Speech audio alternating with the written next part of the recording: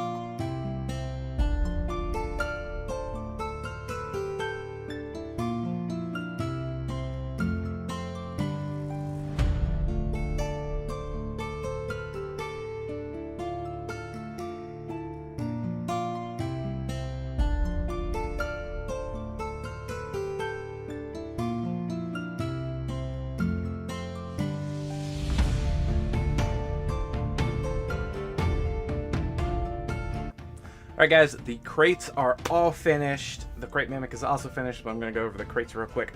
So, I kind of speed painted these crates, it felt like. I would just slap a layer on, move on to the next, slap a layer on, move on to the next, slap a layer on, move on to the next, repeat. They have two colors, the Shield Brown and Woodstained Brown by Reaper Miniatures, or Reaper Paints I should say in this case. And then they have a black wash and a brown wash. Black wash in the dark, brown wash in the light, to kind of give it that like weathered look that you see, and I think that did a great job. It got a little heavy in some areas, but that just looks like, you know, they're old stained crates, and that's what I was going for. So these are the two that I painted like that. This is the one I painted on screen for you guys. This is the other one. Now this one right here, you can see it's got a little, I used a moldy wash on it because it was an experiment. I was like, okay, let's put the mold wash on it and see how I like it. And I like it, but I didn't like it enough to do on all the figures plus the mimic crate, because the mimic crate is gonna have to, you know, look like this. So let's bring out the piece de resistance, or, you know, the main attraction here, and we have the mimic, and oh, I love how this thing turned out. I mean, the wood looks like wood, it's got the same weather stains and different textures, and I noticed painting there's a rivet here, so I painted that purple because it's going through. It's not on this side, and it makes me sad that it's not molded onto this side. But yeah, oh, his teeth, his tongue came out just how I wanted it to, especially after adding the shadow wash to the top of him. And I ended up going with a shadow wash on the teeth as well, and I actually enjoy how they turned out. So that is it for the mimic. You guys can see this mimic in action in the one shot from weeks ago. I don't really know when this is going up compared to when that went up, but that is going to do it for this one. I will be back here next Wednesday with another mini painting video. Until then, I will catch you guys later. Peace.